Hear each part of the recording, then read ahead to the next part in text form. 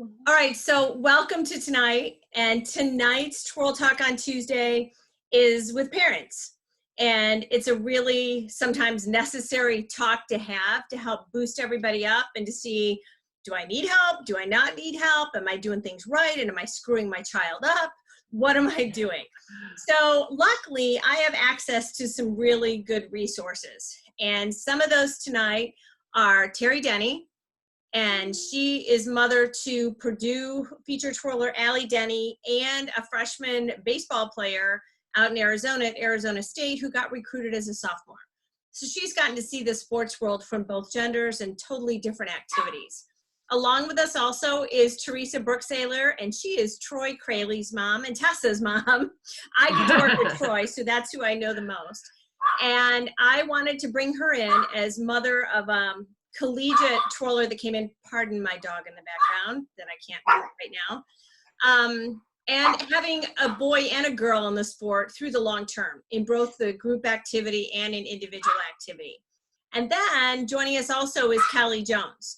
So she went through the ranks as a competitive twirler, then became a coach and a judge and a studio owner.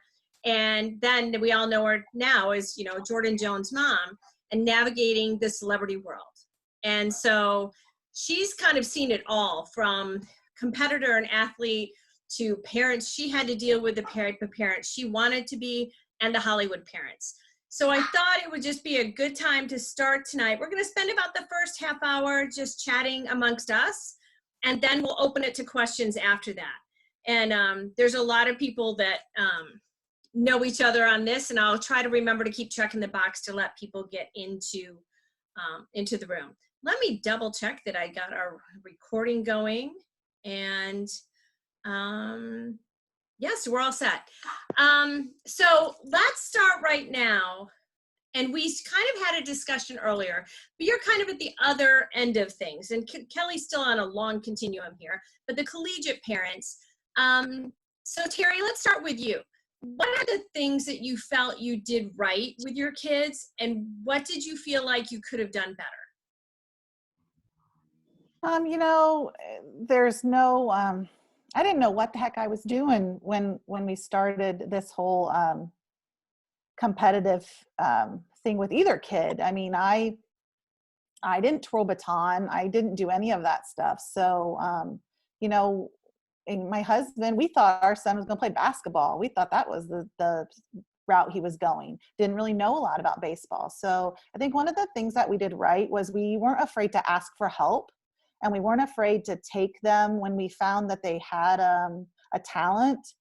We took them to places to help make them better. We didn't think we knew it all in either sport. So we got them the training and we took them where they needed to go.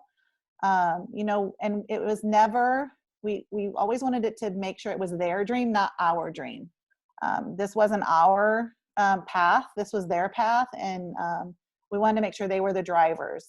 You know, practicing, you know, if Allie didn't want to practice, you know, I would say, well, I don't want to hear it then when you go to the next competition and you don't do well if you don't practice. We started, one thing I did with her that I think was the best thing when she was a little bit younger is we would sit down on Sunday nights and we would plan out. I'm like, what do you think you need to practice this week? How many days? What do I need? Because I would have to find a gym for her. I mean, I'm a teacher, so I could sneak her into different gyms at the school, but you know, let's sit down and you tell me, what do you think you need to do? I think that's and really what good. Are you going to practice these days? And so she had to own it. And once instead of me telling her, she sat down and did it. And then I would help her. My promise was I would help her stick to that. And then when we would start over again, you know, and sometimes things got in the way and it didn't always happen the way we planned out on Sunday nights. And if it didn't, it was okay. We moved on. Okay. So I think those are some things maybe did well. I mean, I don't know things we could improve on. I mean, I don't know. My kids would probably be better at telling you what we could improve on. I mean, right. right now we're driving them both insane because we're all home for 6 solid weeks, and we've not been home for 6 solid weeks, all of us together, since I think that's I can't remember when. No activities at night. Teresa, so tell us about your history and style of parenting through the competitive process. Sure. I had an interesting experience, probably a little bit different than Terry, because Troy just followed his sister, who happens to be 3.5 years older. So he kind of fell into baton because, and he's on there and will acknowledge this, that, she was on a pedestal. So whatever she did, he wanted to do. But the first time he had a baton, interesting enough, he surpassed her. Literally within 3 days, he surpassed where she was after 2 years in terms of, spins and catches and all sorts of stuff. So it was a little difficult at the time to convince people that boys could go into baton. He so probably took us a while to convince his biological father that it was okay to take lessons. But once he did, he was definitely surrounded by a huge support system. And his sister was really only interested in teams. And I think Troy kind of stood out from the pack in the beginning because he's so athletically gifted that soccer and volleyball have been in his window, I think, the whole time he grew up. But at one point, because he made it to through NBTA, he made it on the USA team the first time he tried, that he definitely had to make some choices. So he had to give up some of those sports. But I do know that I think my parenting style changed. And that happens to be because of life circumstances and where we moved to. So it wasn't as easy to go outside and go in the driveway, as Troy didn't necessarily have those types of things. But just encouraging him to continue to practice and set those goals. And I coached at the high school level for 7 years, the POM team. So I used a lot of the techniques, visualization being one of them, and that I used as a coach with Troy. So his sister was in it for being in front of the stage and performing, and Troy was definitely his own competitor. So he loved being in the group and team environment and gave 100%, and was definitely frustrated if other team members did not. So okay. I think that he's his own worst enemy when it comes to twirling individually and having a set schedule. Meaning, if you can't do it right, why do it? Right. Okay, so Kelly, so talking about Jordyn, was there ever a time you had to drive her direction? I mean, she's been probably, I think the unique situation here is that all three of these people that I chose their parents were really good at self-discipline, I think. So we'll probably talk about those situations whether or not, but tell us about Jordyn and your style with her in both twirling and dance. Beat that A. What's that? Yeah. I said, beat that A. I was tough on her. I was really hard on her. And so I still am.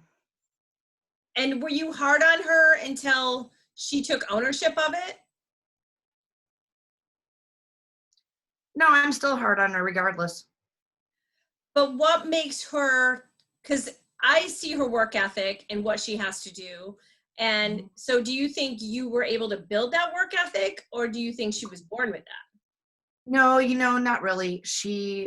When she knew she had, whether it was a twirling competition or a dance competition, I would always dread going into her room to wake her up. But I never had to do that.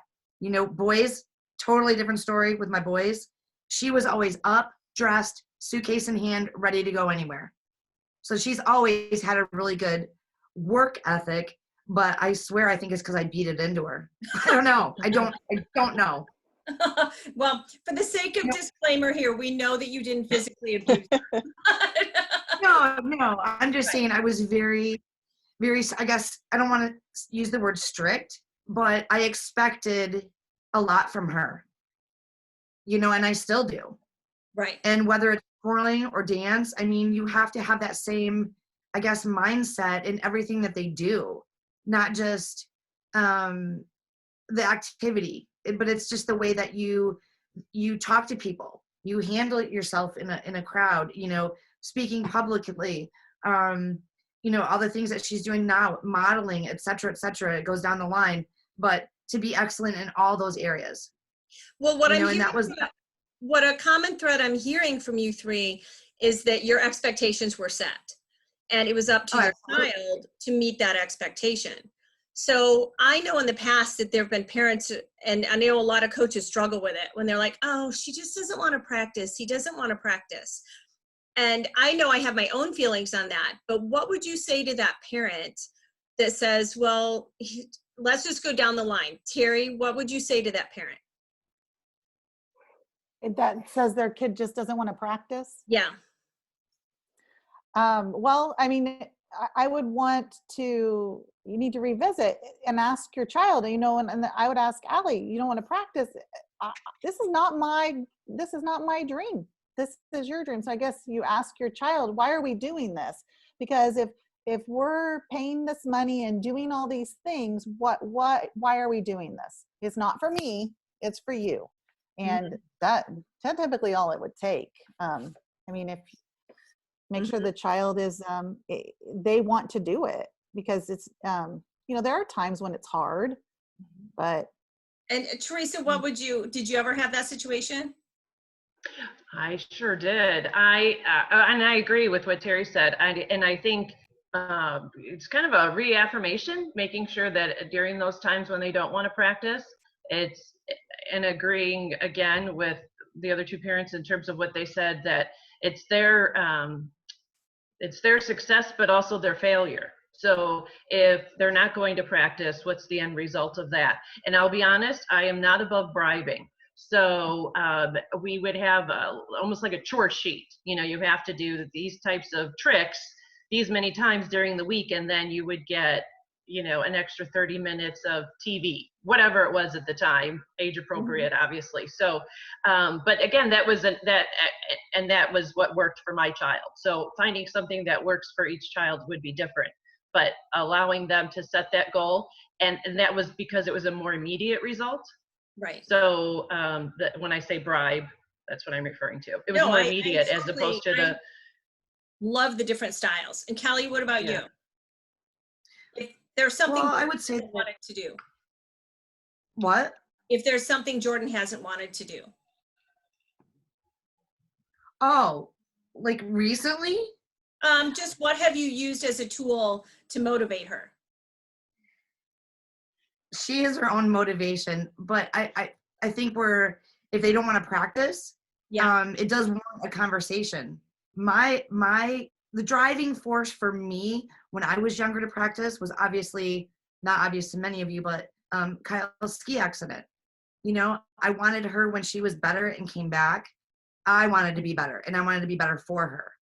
And so I think with Jordyn, she doesn't want me upset. She always wants me to be proud of her. So she works extra hard to make that happen.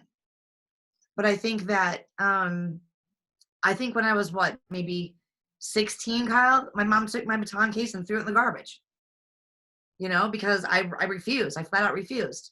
And I think maybe, you know, I was going through some things then. Maybe talk with your kids and see what's up, why they don't want to practice, you know. I remember the most dramatic with my mother was when she threatened to take my batons away.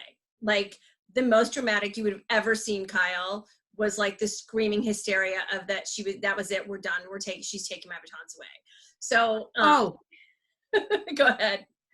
Wait, no, I just had a vision just popped into my head.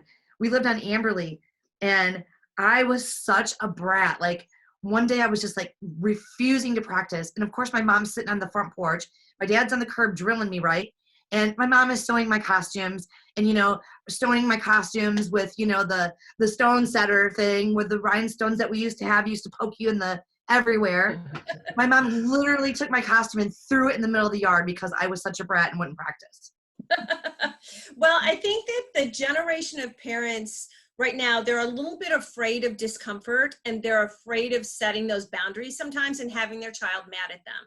And I think that what I also hear in all of you, none of you were ever afraid that your kid wasn't going to love you. And so I think in order to set those expectations, it's okay to set expectations, because that sets them up for life. And you look at all of these kids and what they're doing now and what they're able to do because that was set and the expectations were set before. And I know that if the parent sets the expectation, then the kids at some point will either quit or own it, one of the two.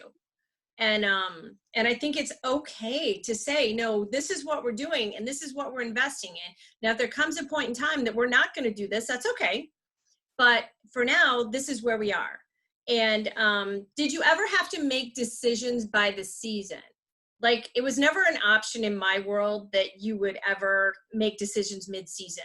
It was like, no, whatever we start, we finish. And then once we're done with this, we can have a talk about what's next. I was going to say that, Kyle, like there's a natural time when you can decide if you're done with something. And Allie used to play volleyball, and she played volleyball and twirl baton for a while. And when she was a freshman in high school, she was good. She made the JV team and she was playing, but about mid-season, she was done. She couldn't do it. She hated it. But I would not, she finished the season, because I said, you don't quit something in the middle, you finish it. I don't care. Both kids did that with a sport. You have to finish that season, and then we can discuss, and then you can decide if you want to do it again, because we're not quitting. In baton, the same way. We would have, after nationals every year, we would have a discussion and say, is this what are we in for another year? Is this still your dream? Is it still what you want to do? And if it is, okay, we're going all out, and we're gonna all own it. But we don't quit things in the middle. Right. Teresa, did you ever have to have that talk? Interesting enough, we did. There was a time where Troy had to decide. I mentioned soccer earlier, but it was really volleyball.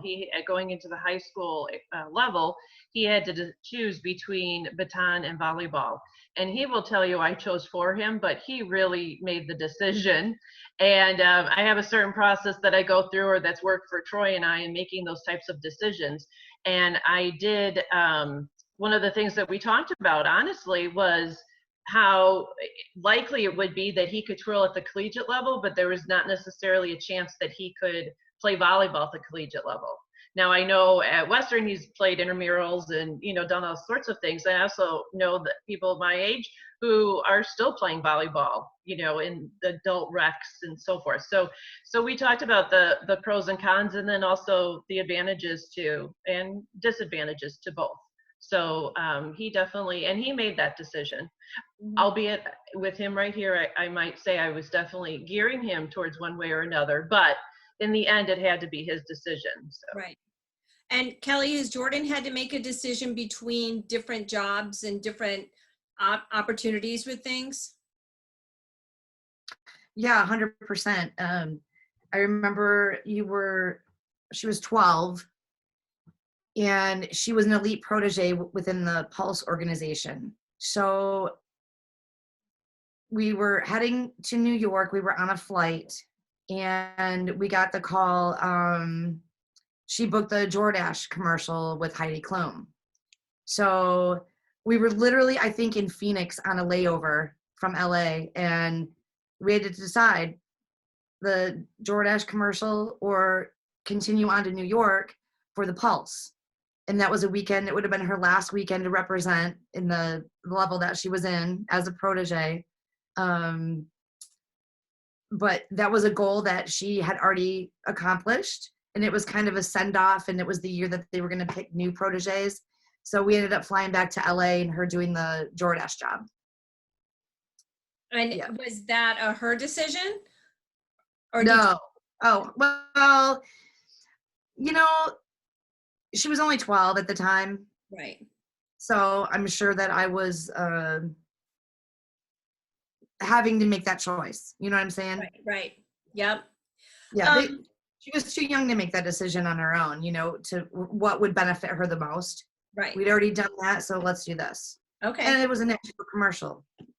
So as far as the college audition process, Terry and Teresa, how involved were you in both, Terry, for your son and daughter, their college choices and the whole process of recruitment auditioning? Well, they couldn't be more polar opposite, the two paths my kids chose. Okay. For Allie, she has, the reason she started twirling baton was to twirl at Purdue. I mean, that was her inspiration from the time she was 7 years old. So when it came time to do the auditions and to apply to colleges, we made her apply to multiple schools. And she did an audition at Iowa and pretty much sabotaged herself in the interview because she told them she would need 2 weeks to decide if she would take the position or not. And they wanted somebody that day. And she knew the gal that was the one that they ended up giving it to. And her dream had always been to twirl at Iowa, like Alicia's had always been to twirl at Purdue. So anyway, she did the Purdue audition. And as far as me helping her with that, I proofread her, her letters. I proofread her things she sent in. She did her own audition tape because that's her forte. She loves to do that. So she did that. And then I went and sat with the other parents and waited like everybody else. And I had her when she got the call that she got the silver twin position as a freshman. And then we've done it every year. Purdue, you audition every single year, the same process. They make everybody go through the same process. So her sophomore year being offered the Miss Spoilerette position was pretty awesome. Because I feel like she was the second one, so they saw something in her. So that's been, we say that it's a dream that she didn't know to dream, because when she was little, she wanted to be the Golden Girl. Yeah. And this year when she went to audition, she told them in her audition that, my dream's always been to be the Golden Girl, but I have loved this position and I've loved making this position my own. And I would be happy to stay in this position for another year. Which I thought was pretty awesome. Yeah. So, and then Cameron's trying, his recruitment was very different. He went to play baseball in Indianapolis and was seen by some different schools. And we spent his fall of his sophomore year going to a lot of different schools and talking to a lot of different coaches around the Midwest. And then we flew out to Colorado and Arizona for fall break and talked to Arizona and Arizona State. And when we left Arizona State, I knew that's where my kid was going, even though I didn't want that to be where my kid was going because it was so far away. I knew that staff and that I knew I could tell him from the get-go, and we didn't really talk about it for about a month. We made him go to a couple more visits. And then he said, I want to be done. I know where I want to go. And he decided that as a sophomore, and a lot of people changed their minds, but he never wavered. And so very different. And even his applying for college was so different because he was an athlete. So a lot of that was, we had to fill out some stuff, but a lot of it was taken care of. Right. Then Alicia, she had to do everything. Allie had to go through all of that whole process. So Right. a little different. Teresa, what about your kids? For Troy, it was definitely, I wasn't necessarily involved in the college choice, but I was definitely involved in the twirler part of it. So Troy is really my mini me. So he's a researcher and he loves to goal set and think about the future. So he quickly looked, when I say quickly, meaning that he really lined up freshman year and looked at several different schools. His intended major as a sophomore, when we really started to do some college seriousness, if you will, and doing college fairs, was different than what his actual major is today. But he was choosing schools based on that, and then he would only choose schools that had twirling programs. So the only exception to that, I would say, would be the University of Wisconsin at Madison. And he tried to, the band person just said, no way am I going to do twirlers. So he really wanted to go somewhere where he could twirl, and that's where the schools, where he chose the schools. And then to narrow it down, Kyle, I don't know if you ever knew this, but Western Michigan was a fluke. He went to a career fair with his stepdad, and his stepdad fell in love with Western Michigan. And so the two of them started to look at it. And when we did, Michigan State, and then Western Michigan, we kind of did like a 3-day tour of those 3 schools. Truly, Western Michigan was his favorite. So then the very same weekend that he auditioned at Michigan State, he auditioned with you, and it was probably, Troy could shake his head and tell you for sure, you're definitely the reason why he's at Western Michigan. So, I mean, it was a positive experience, but I probably was influential in resume. He and I did the video together. So, you know, I was heavily involved in the twirler aspect of it, but not necessarily the college application process. Right.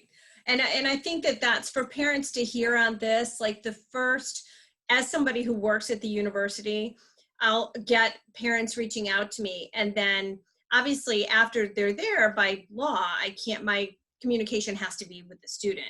And I also really like when it's student driven. So I like when I may have talked to you briefly, and then I also said, okay, in our next communication, I would love to hear from Troy. And then I just kind of established that pipeline. So for any other parents that are on this right now and they're wondering about the college process, I can just encourage you to let your child drive that.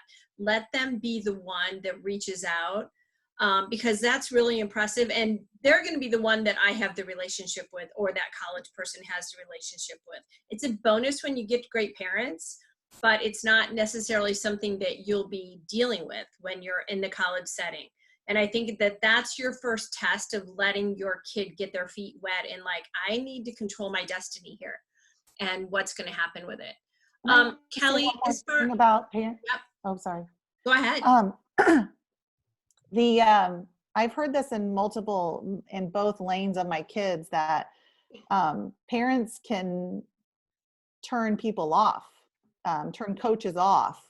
If you're a crazy parent and you're way too in their face, or whether you're, you know, when they're recruiting your kid for a sport like baseball, and there's that crazy parent in the stand screaming and hollering, and people that are recruiting say, who is that? And they'll say, that's so-and-so's dad. They're like, red mark by your kid's name.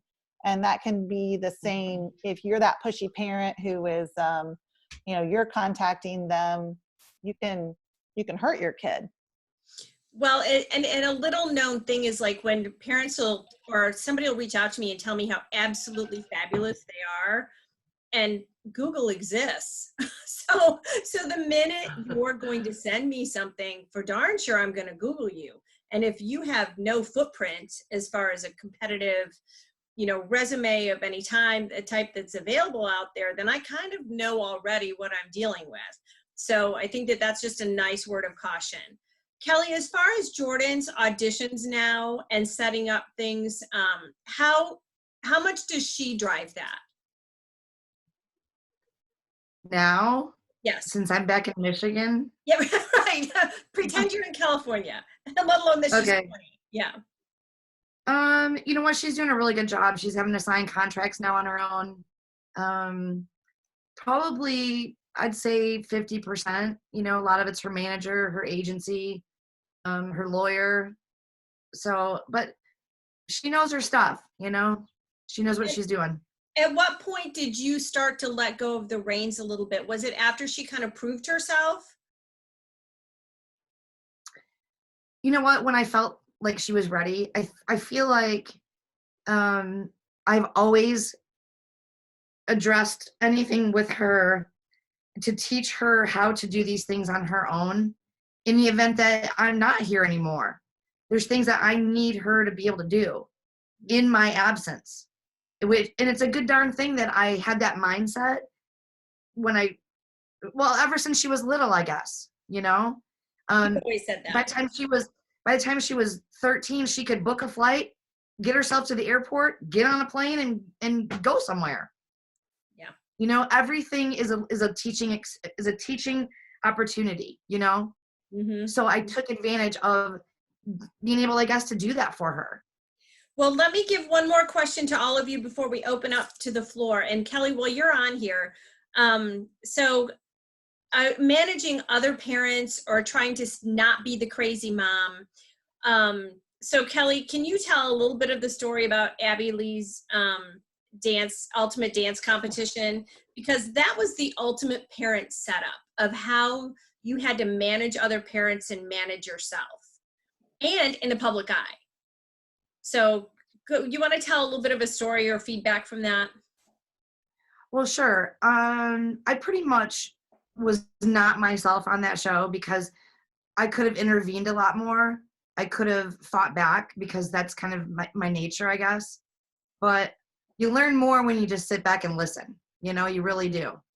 And just take it all in stride. And I was done. By the time that they eliminated her and I was done. But it was a great experience. I mean, it opened up a lot of doors for her. And, you know, 2 of those parents were crazy on that show. Christy and, what was her name? Yvette? Yeah, crazy train. But here's the thing too, though. All of us, I guess, coming into that show, we didn't know anything about LA, you know, and how to maneuver and, you know, find our way. We all were learning on our own because the kids were so young. Nobody had worked any jobs before.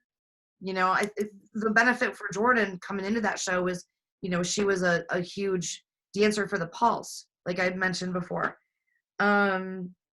You know, and then owning my own dance studio helped a lot too, because I've seen all sides of crazy. So nothing that anybody did on that show surprised me at all. You know, and I have potential to be crazy. I mean, I'll admit it. You know, the potential's always there, but I know when to step back and step away too. And well, I think you always had Jordan's best interest at heart. So if you missed it. Yeah, well then, you know, anything that I would do would affect her, you know, in a negative way. And I couldn't let that fall on her when it was something that I said or did. You'd be surprised, you know, how it's a small world, especially, you know, out there. You know how it is here. You know, everybody out in LA, they all know each other. One wrong move, burn one bridge, and you know what? You're done. Your career's over. So you just need to. Yeah, Terry. Yeah, no, you just sit back and listen. I'm sorry. As far as your managing of competitive parental relationships, Terry, what was your style? Well, my style was to keep myself busy. I volunteered to announce. I volunteered to videotape this, or I became the Indiana announcer just so that I could not sit in the stands.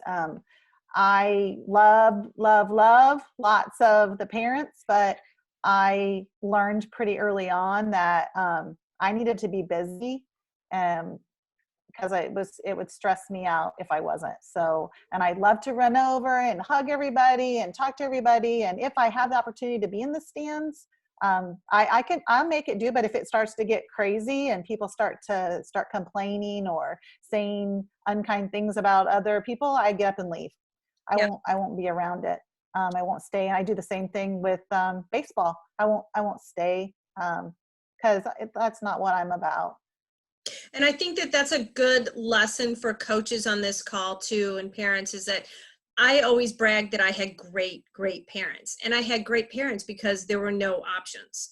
There were just things I would put up with and things I wouldn't put up with. And so you kind of knew in the stands who the groups to stay away from were, and that the job in the stands was to cheer your kids on, to be their biggest cheerleader, to applaud, to run the video camera, and make sure they had food. So the day you become the critic, the judge, anything else up in the stands, you're stepping out of your lane and it's harmful to someone. So I think that that's just, you know, have those expectations of yourself and of your group, whatever group you're with, and just disassociate from the situations that bring out negativity that ultimately reflect on the kids. Teresa, how did you manage the parent situation? Mine was probably a little bit different. Because I had both Tess and Troy in the competitive world at the local and, you know, national level, that it was pretty easy. But because I had Troy, I was really separated.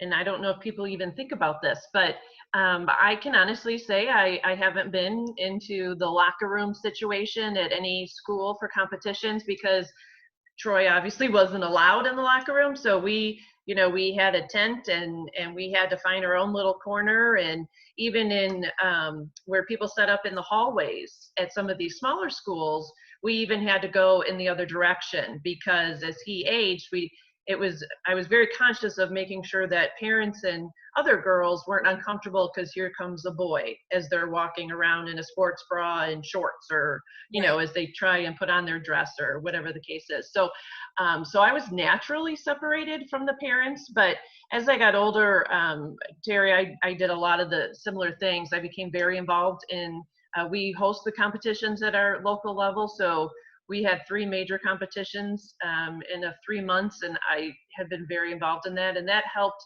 to get to know some of the parents. But I think there's also a natural separation where Troy's duet partner and, you know, family would know a lot more of the twirlers and their parents outside of our own team, where I wouldn't necessarily know that because we were not in the same circles, if you will. But I reached out to new parents and definitely introduced myself and let them know the same thing. You know, this is, you know, where everything was. So, and how to read a competition schedule. So.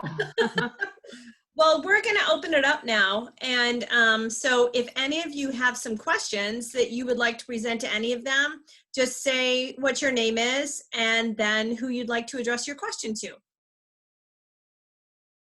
And if not, I always have more.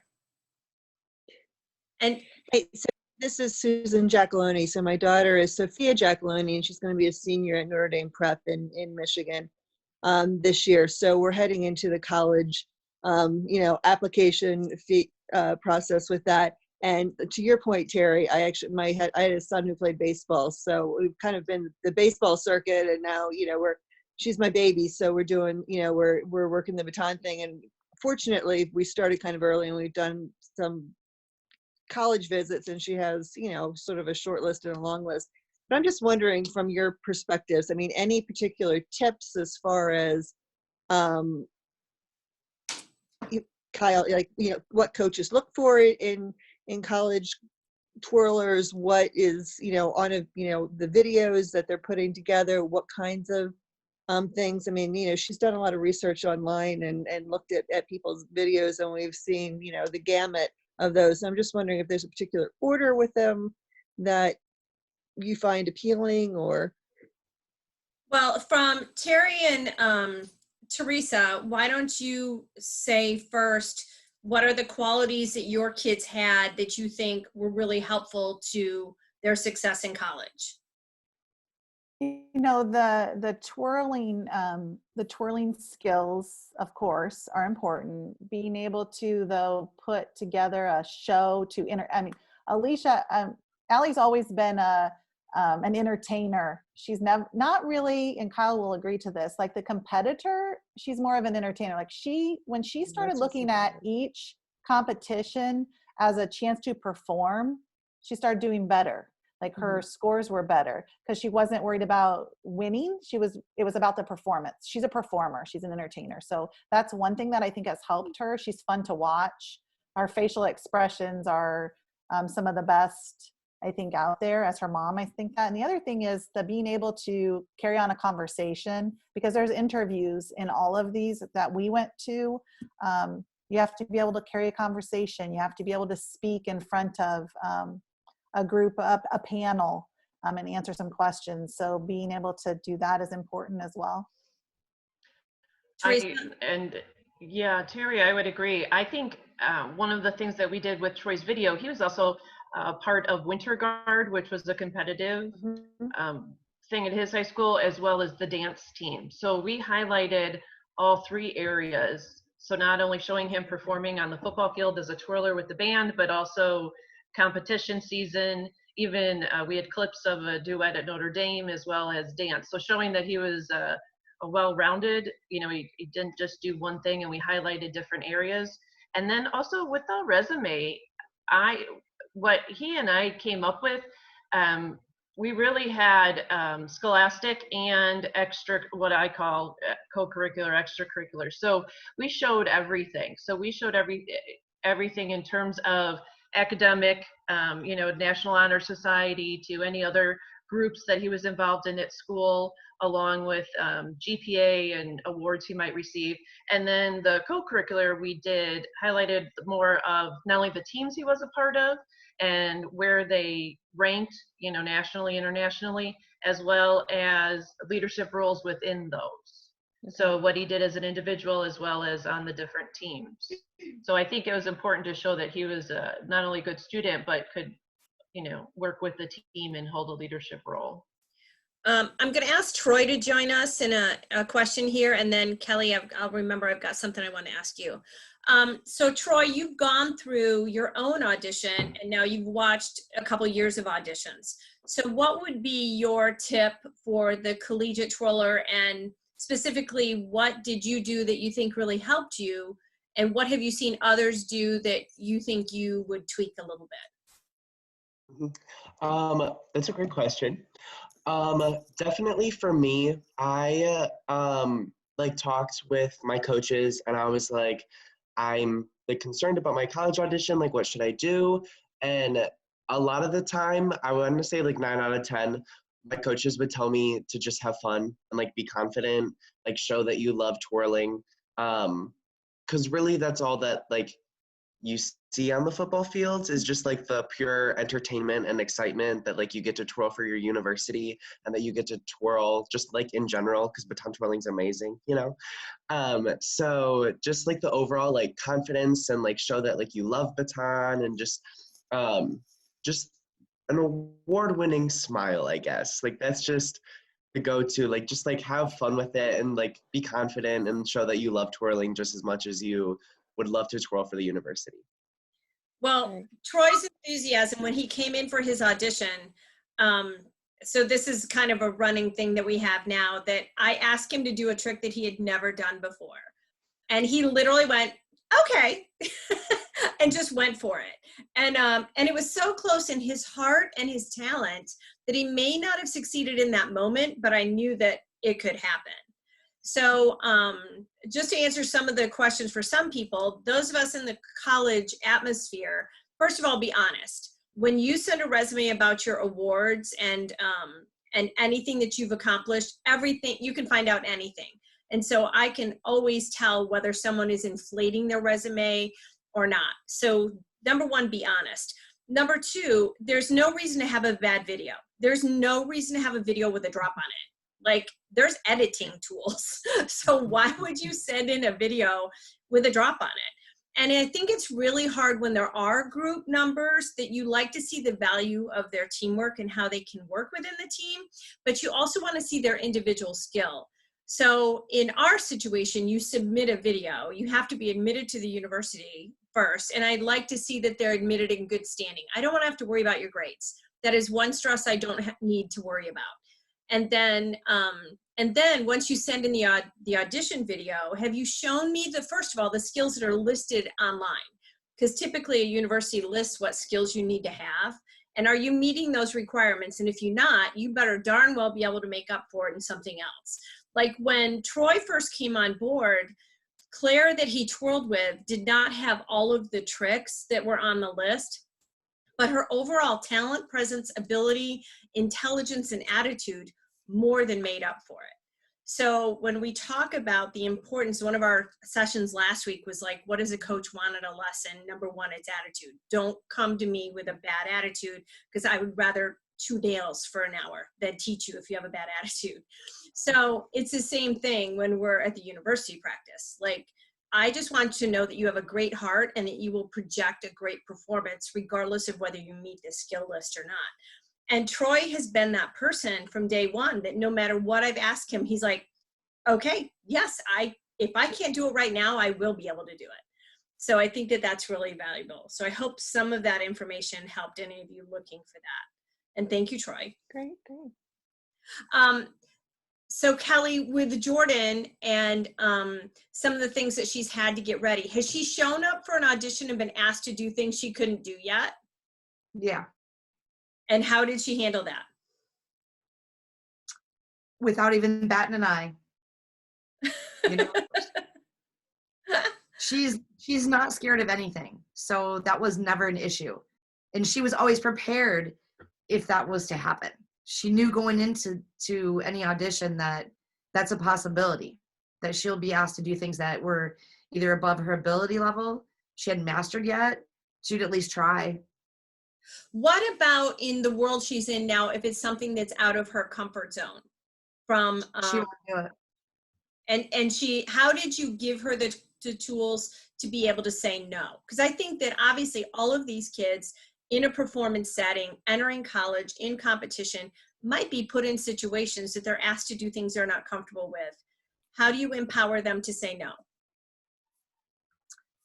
She would never, and she still will not do anything that she doesn't believe in.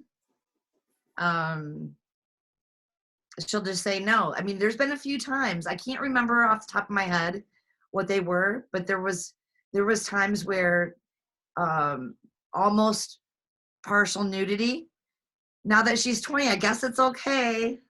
But we're talking 3 or 4 years ago, she Right. just won't do it. She'll actually go to her manager and say that she's uncomfortable, and he'll deal with the situation. Okay. So it doesn't really come from her.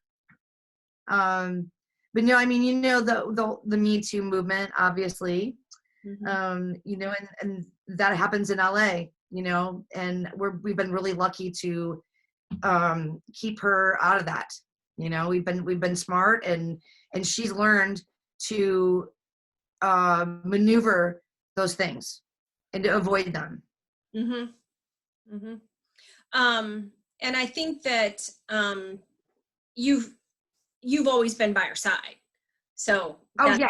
really Oh, 100%. She Yeah. would not go to any wardrobe fittings or anything without me. Okay. All right. Mhm. And any other questions?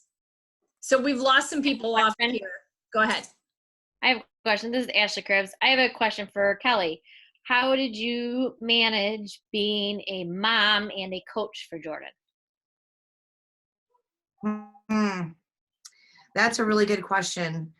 You mean like twirling? Twirling, dance, anything. Okay. How do you manage that? Yeah, no, that's a really good question. And that's not really the reason that she doesn't twirl anymore, because when she was with Kyle, I mean, they had a great relationship. They worked hard together. And then it was me at home teaching her. And it got to the point where it wasn't a good situation. It was me being hard on her, her not wanting to do it. And I just knew that if we continued down that path, that our relationship was going to suffer. And a side note, she couldn't catch hardly anything. So, somebody said earlier, I'm not sure which Teresa, that it was their dream, not mine. Well, I started her twirling because that was my dream, and in the end, it wasn't her dream. So her dream was to be a dancer. And that was great. For the first time in my life, I could drop her off somewhere. They would shut the door. I didn't get to go in. I didn't get to critique her or train her. So out of that, we've actually become best friends. Well, we've always been, I guess, but it's hard to train your own kid, Ashley. You know that. And Danny, holy moly. Yeah. The practice sessions. Well, I think you know what? The nature of the sport too, because my daughter was a gymnast and I could drop her at the gym. So that would be something else. Like Terry and Teresa, how did you set things up to make it conducive to them being successful in practice? When it's hard to find gyms, it's hard to find time. So how did you structure your life so that you could make sure they could be successful if they wanted to be? When she was younger, I would sit in there and I would, watch her. I could say things. As she got older, I'd take her to the gym and she'd call me down when she wanted me to run music for her. So I just got her the gym, got her the gym space, and I would do my thing because I'm a little different. I didn't have that twirling background. I didn't twirl. And she would be sure, so when she would tell me, you don't know what you're talking about. And I would say, well, I know what looks good and what doesn't look good. And here, let me videotape it and I'll send it to Brenda or I'll send it to Kyle and they can tell us what you're doing wrong. But so I don't have that coach. I wasn't trying to coach her ever.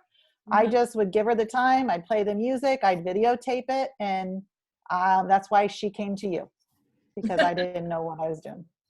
And Teresa, what did you have to do to set it up for your kids? Actually, very similar to Terry, making sure that they could go to different gyms and open gyms.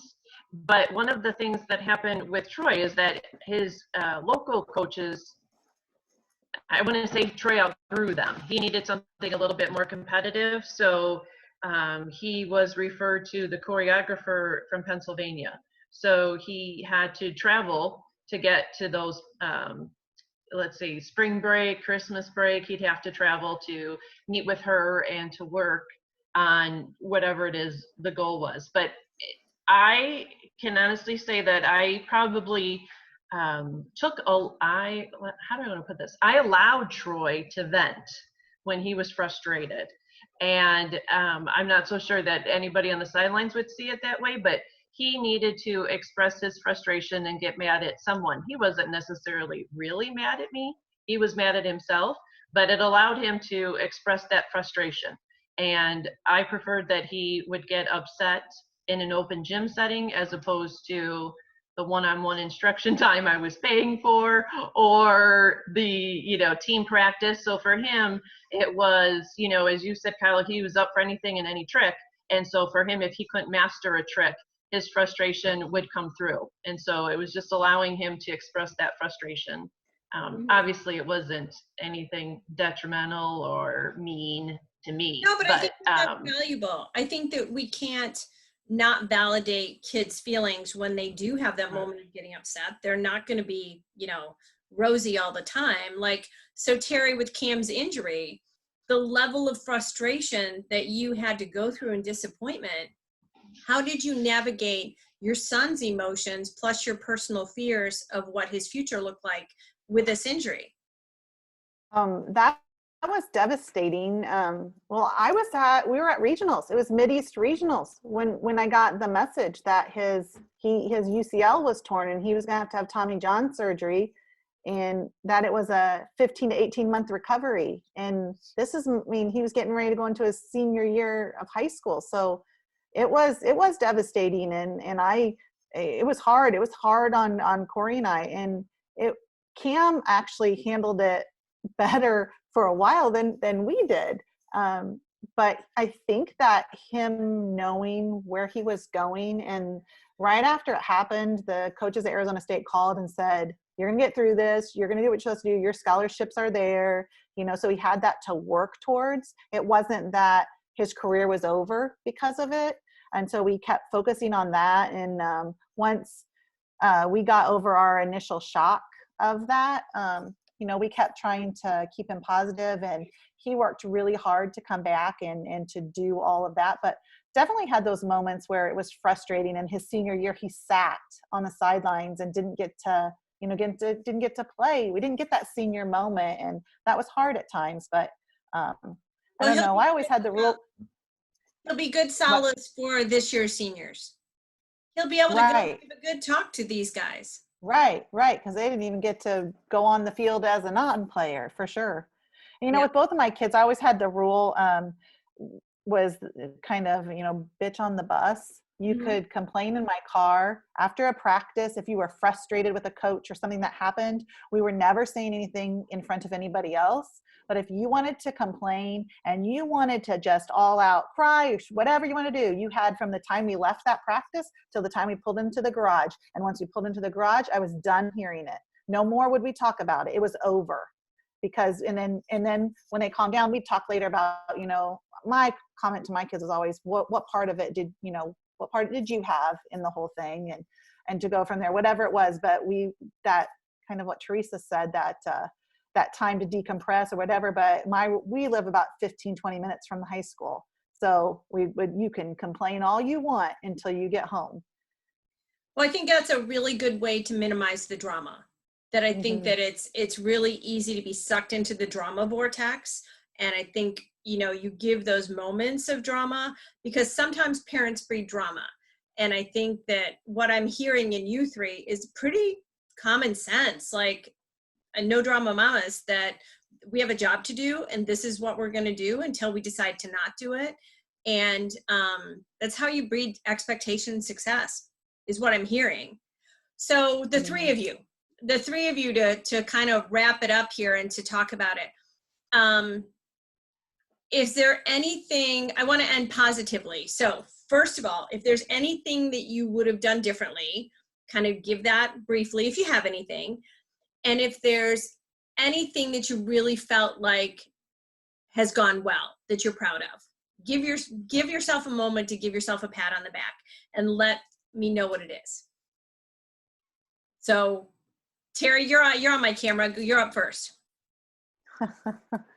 One thing I wanted to say to everybody here, and I don't know if this is in that realm or not, is that remember when you're doing this, whatever it is, if it's baton twirling or baseball, whatever, when we started this for our kids, we started it to keep them busy, to make them a better person. We did not do this with the intent of college scholarships. Now that has been a huge bonus, but that was not why we did this. And if my kids had said, after Allie's sophomore year or junior year, if she had said, I'm done at the end of the season, I would have been sad, but I would have been, okay, it's okay. This is what we did. So I think that you can't get caught up, especially in baseball or basketball or football, whatever it is, there's only so many college scholarships. You can't do these activities for the college scholarships. So I want to say that.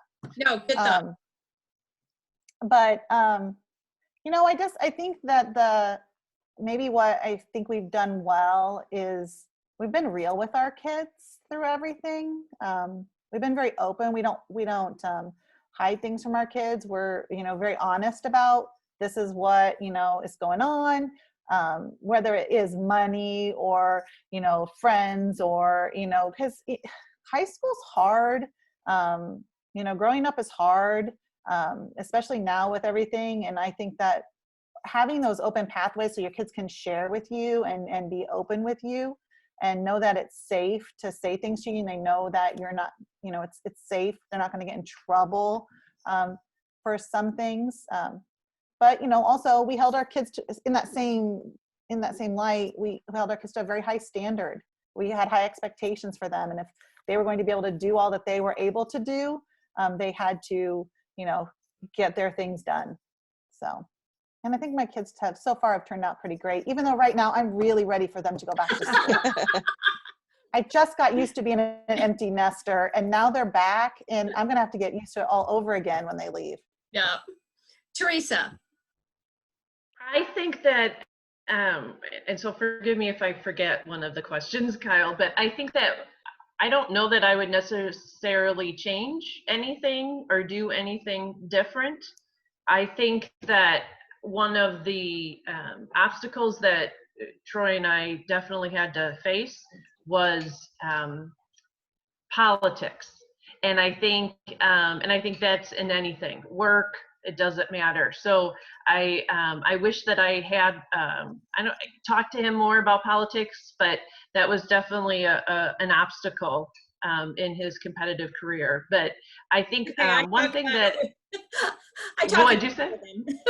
Yeah, good. And I do think that, and he's had enough experience, that's for sure. But I do think that one of the things I'm probably most grateful for is that both of my children, because they had such wonderful role models as coaches and choreographers, as well as the many parents that they grew up with all those years in twirling, that they have awesome relationships with adults and always have.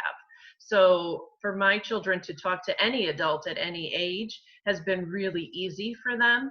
And yeah, I'm big on social skills. So that is something that I'm definitely proud of and happy that they were able to, because that went along then to having great relationships with high school and college teachers and not being afraid to ask the questions at difficult moments and so forth. So I definitely am happy about those types of relationships. Wonderful.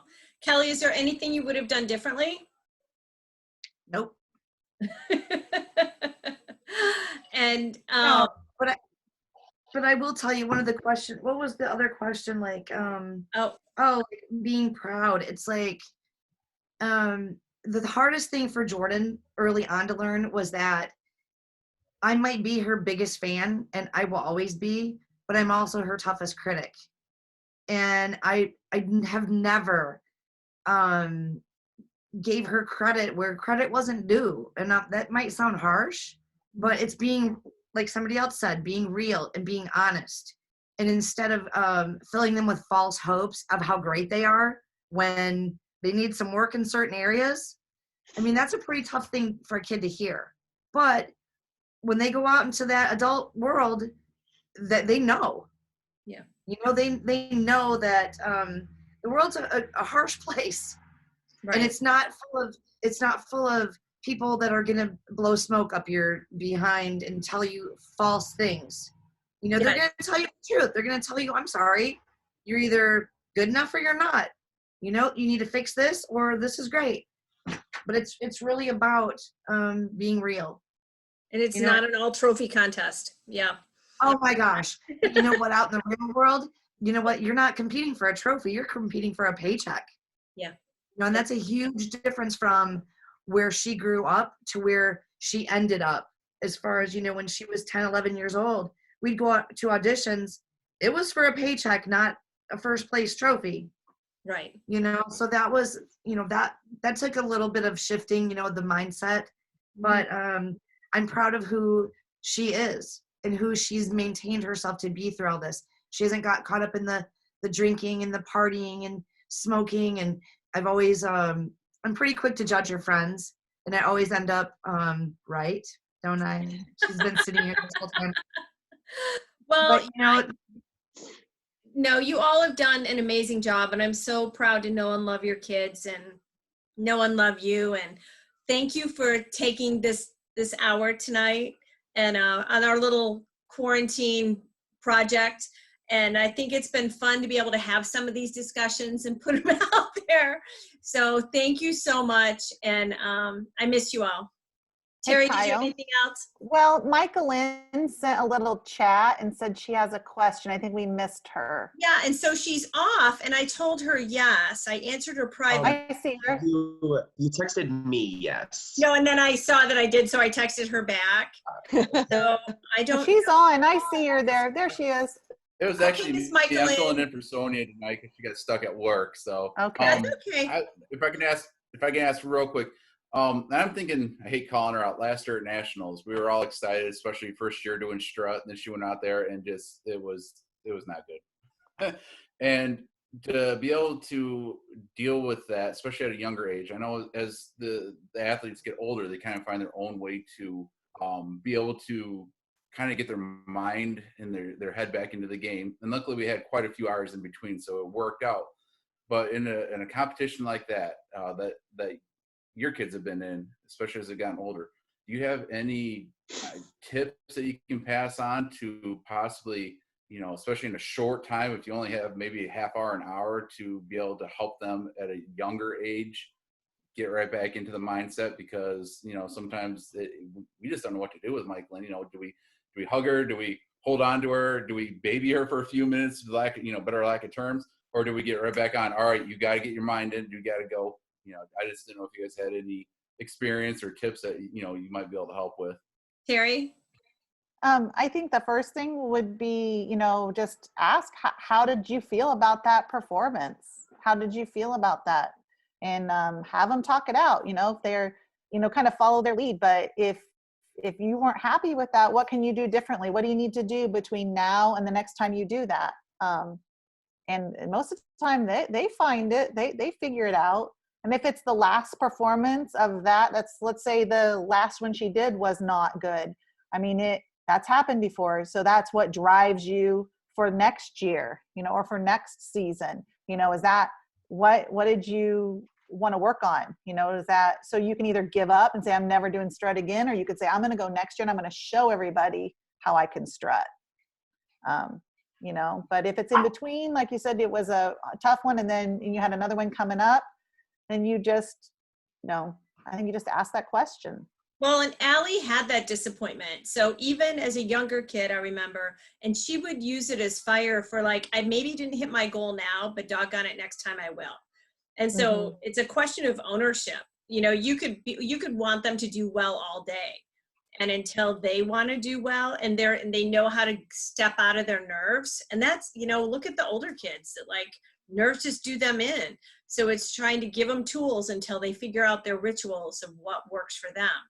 So Teresa, and, you know, for Allie, it was looking at it as a performance, not a competition.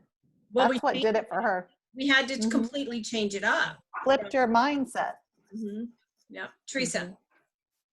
I think I agree with what's been said as well. And I think that it really depends on the child. Like, we know that if Troy has a bad, we know if Troy thinks it's bad, let's put it that way. But if it's a difficult performance or not meeting up to what would be his standards, I know I can't go talk to him. I know that his sister is the only person that can talk to him. We need to give him his space to process. And even if that's only 5 minutes, sometimes that's all it takes. And but I think truly through practice of something like that, they need time to process. And I agree with what Terry said, you know, ask them those questions. What are you upset about? What can you change? And especially if there is a shift. So, you know, running from one floor to the next or one lane to the next, whether it's an individual or moving on to the team, just, you know, is it, you know, almost like an agreement? Can we agree that we're going to talk about this later? And then right now, what do you need to focus on right now? And, you know, so that would be the next phase, routine, whatever that is.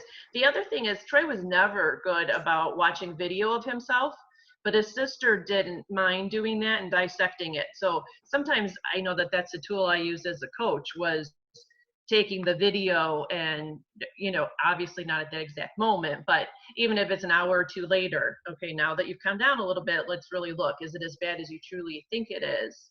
Or is it just one trick you didn't catch? You know, something along those lines. Well, but also putting in perspective that the day's not over just because you made, you know, one mistake. And again, using it fuel for the fire. Well, let me finish with one thing from Kelly, because talk about exposure. Jordyn's out there in front of 6 million followers. And so when she does a post, when she does a song, when she's out in front of the paparazzi, first of all, the comments, we only have a couple minutes here, but Kelly, so if you feel like Jordyn's had a weak performance, how do you address that? And how do you balance that between the online haters and the horrible comments that can be out there?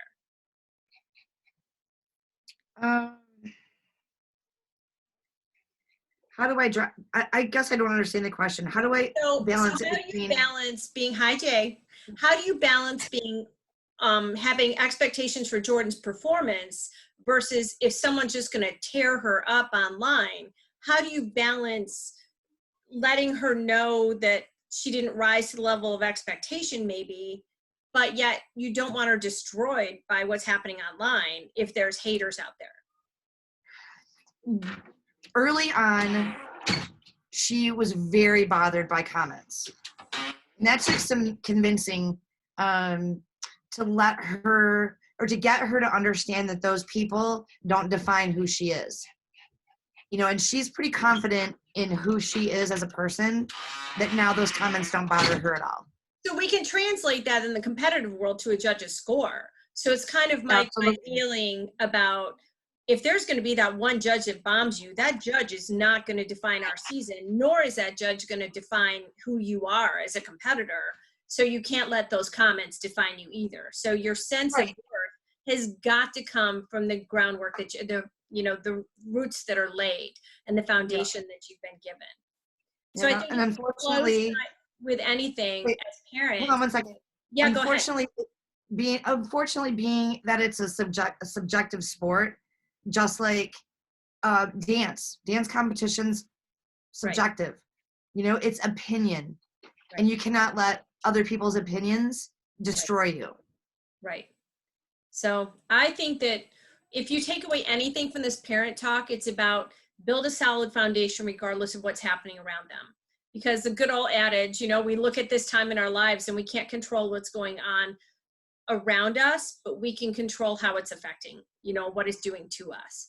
So I think you as parents have just done an amazing job, and thank you for sharing your wisdom and for passing it on. We'll get this posted, and I'm proud to know and love you guys. So thank you for joining in tonight. Thanks, Kyle. Thanks for having me, Thanks, Kyle. Kyle. Thank you so Bye, much. Jody. All right. Thanks, everybody.